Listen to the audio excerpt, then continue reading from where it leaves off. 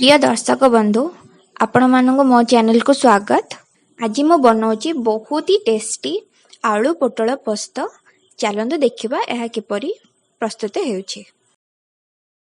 देखंतु आमे नबा किछ कटा पियाज, रसुण, अदा, कंचा लंका, धनिया पत्र, टमाटो, पोस्त बतरे कि मु 15-20 मिनट हेलाणी रखी नहीं। आपण पोटल आलू कटा काटिकी रखी नहीं थे। आपण पोस्त को बाटी नेबे और तापरे टमाटो, अदा, रसुण, कंचा लंका को बाटी नेबे। प्रथमे कड़ाई रे आमे तेल नबा। देखंतु तेल गरम हो सारा परे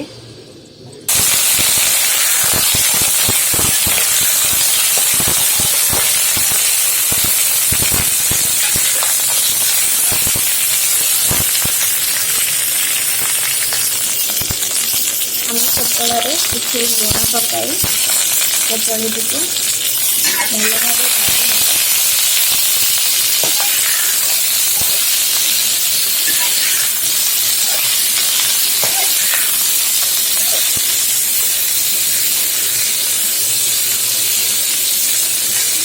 सेहीपरि आम आलू को भी भाजी नबा।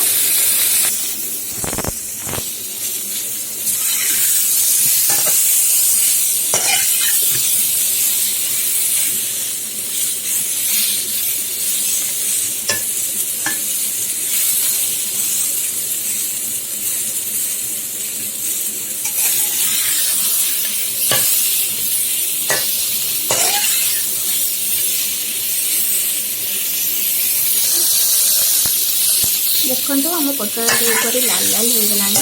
आम पोटल काढ़ी नबा। आम आलू को भी सहीपरि तेल रे भाजी नबा।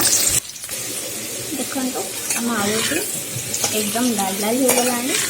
आम आलू को काढ़ी नबा।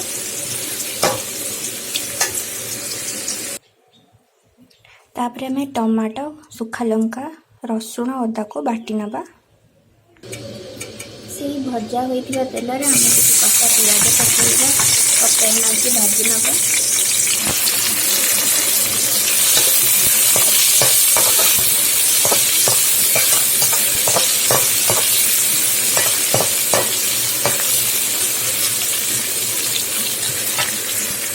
देखो पियाज भी लाल हो आसलानी।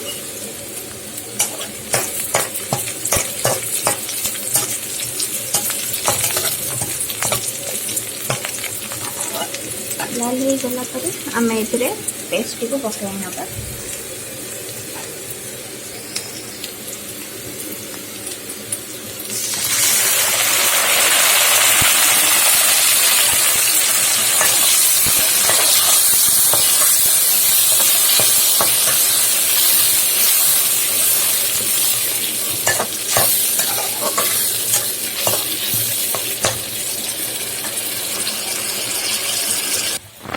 देखो मसला टिके हो गला पर हमें से किसी लुण ऐड करिवा, हलदी,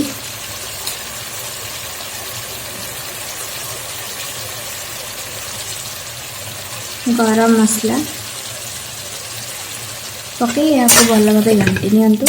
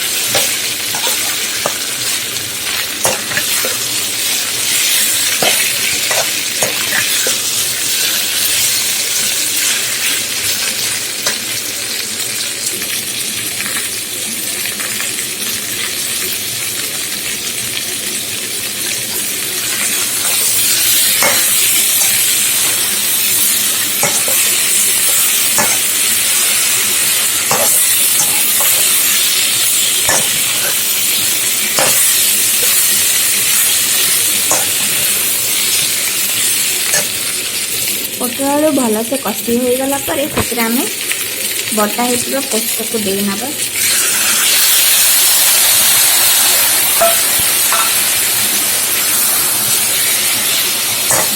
ଭଲସେ ଘାଣ୍ଟି ନେବା।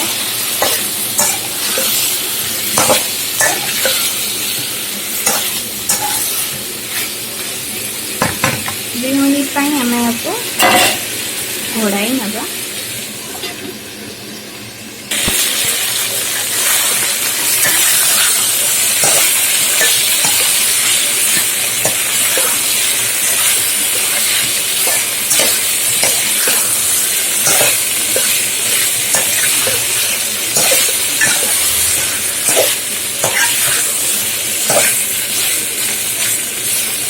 ଦେଖନ୍ତୁ ପୋସ୍ତଟି କଷି ହେଲା ପରେ ସେଥିରେ ଆମେ ପାଣି ଦେଇ ନେବା।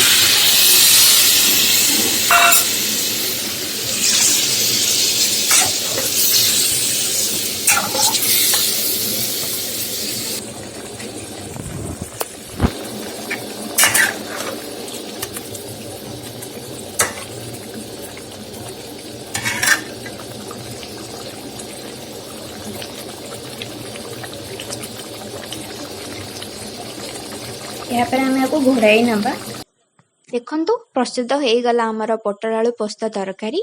यदि आपण मैंने ये भल भल वीडियो देखा चाहते हैं मो चैनल को लाइक शेयर एंड सब्सक्राइब करने को भूलिए नहीं।